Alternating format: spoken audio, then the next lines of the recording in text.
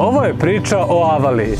Postoje dve pretpostavke kako je ova beogradska planina dobila naziv. Prema prvoj, Avala je dobila ime od jedne arapske reči Havala, koja u srpskom jeziku znači vidikovac. Prema drugoj, naziv joj daju Turci tokom turskih osvajanja, a kasnije tokom pokušavanja da naprave red na našim prostorima. Avala im je stvarala stalne noćne more.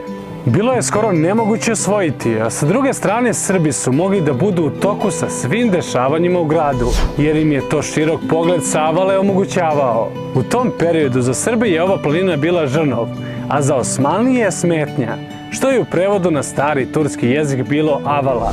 U srednjem veku Avala je bila daleko poznata po svojim rudnicima plemenitih metala. Čak je na ovoj planini pronađen nov mineral, koji nosi naziv po njoj, avalit.